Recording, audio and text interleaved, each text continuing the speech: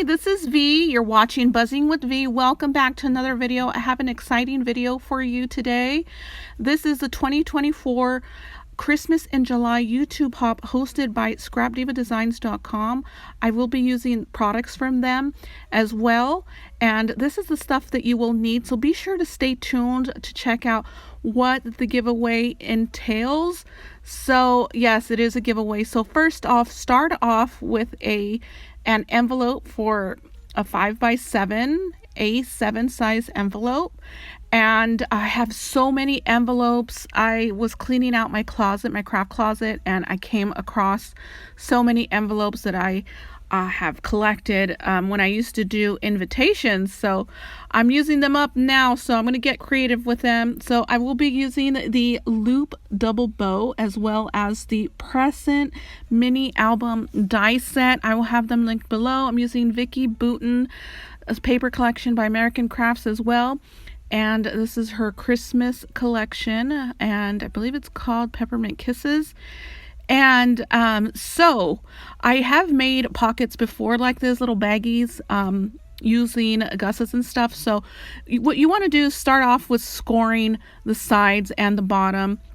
You're going to score, not the bottom, you're going to score both sides at 1.5 inches.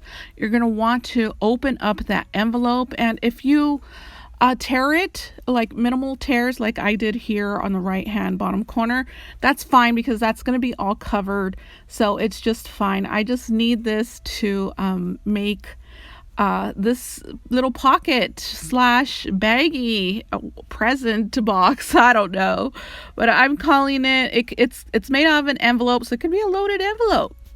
Call it what you want to call it. So go ahead and do the Mountain Valley folds there, and those are going to be our sides. And as you can see, the bottom there, I'm going to glue it down, and we're going to cut the top off in a bit. Here I am grabbing my paper trimmer to trim off the top of this envelope.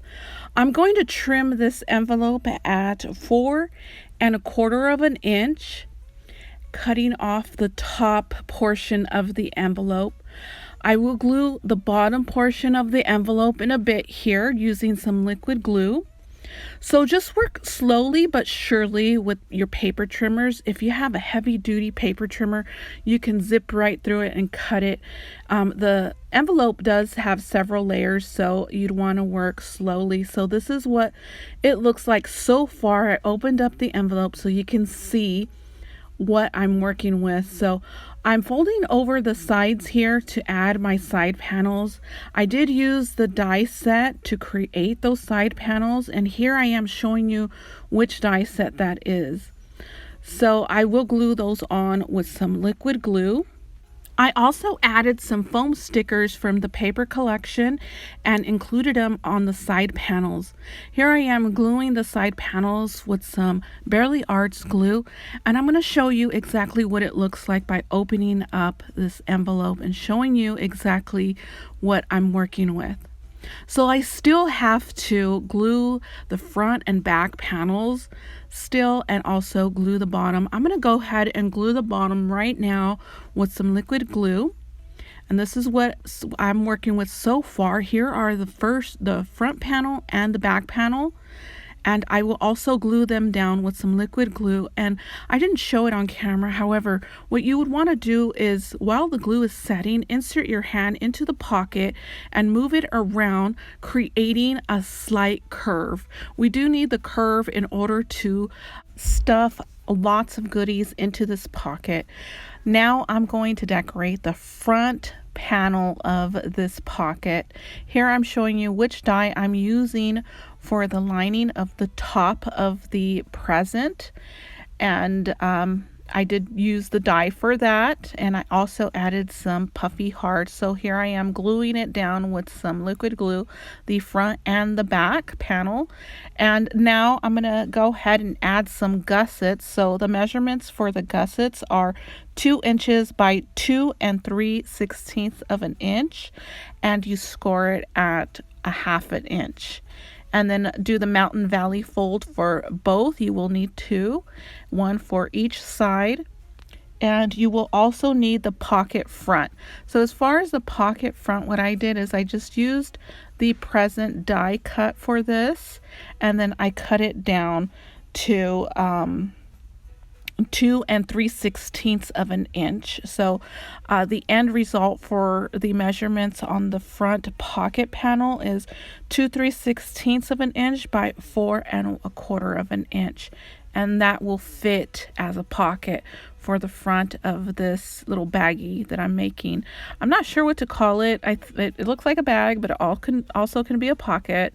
But I guess it's a loaded bag, a loaded shaped present bag, I guess. So here is the end result for all of that. I still need to glue down the bottom of the pocket to close it all up. And as you can see how the gussets are glued down and how the front panel was glued down, I did use hot glue for the bottom portion of that pocket to make sure it is going to hold all of my goodies that I'm adding to this. And stay tuned till the end and you can see that. Okay, so now time for the real fun part. This is grabbing all of your ephemera pieces. I'm going to finish off decorating the top panel there with the bow. So that bow does come with the die set, and I just layered it up with some fun foam plus the cardstock, and then ended it off with the machine stitching. I love choosing all of my ephemera pieces because it just brings everything to life.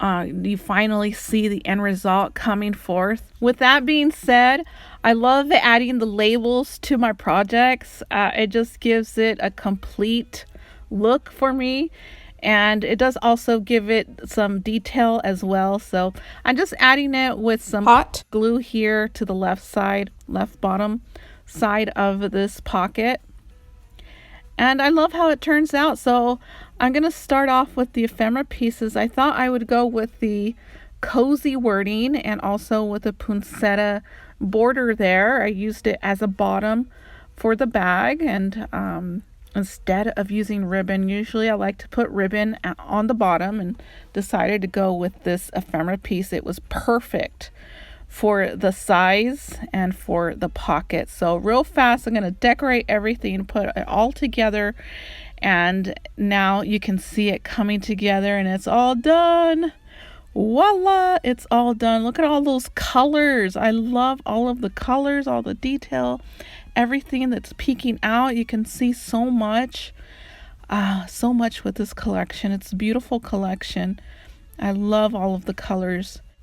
I also included some ribbon into this bag. You are getting 3 16th inch long ribbons in the candy cane fabric, and you are getting 1 16-inch ribbon in the polka dotted fabric. So that is also included. You will also get 4 hand crocheted snowflakes. They have not been Mod Podged, so you are able to do that. I left the strings on the snowflakes, so I usually cut those off after I Mod Podge them and they harden up. I cut off the strings. So let's go over what you will win. You will win everything in this loaded bag provided by Buzzing with V. That's yours truly. And you will also win a $10 gift certificate provided by ScrapDivaDesigns.com. A winner will be picked within 72 hours of this video uploading. As far as the rules for the giveaway, you will need to be a visible subscriber, like this video, comment enter me, and follow ScrapDiva29. I will have her linked below, and I think that's it. Remember, this is a hop, so please go on to the next video and check out what they have in store. Everyone has a giveaway. If it isn't handmade, it's definitely a gift card from ScrapDivaDesigns.com. I'd like to give them a huge thank you for providing that for us, as well as hosting this hop. Please go check out the next person in this hop, which is Micah. Who follows her is Carolina's Crafts, and then it starts all over. I don't think I was able to share with you the crochet snowflake, so I want to go over that again. But I also want to share with you the Santa clip really quick. I don't think I flipped that clip over so you can see the back side. So that's what it looks like. I just paper punched a circle, added it to the back of that along with the clip. And there is the candy cane hand torn ribbon that's included, and I'm just including it as so. I didn't include these pieces in a bag, which that may change because I'm not sure if it will hold up in mail, so I should put it in a bag.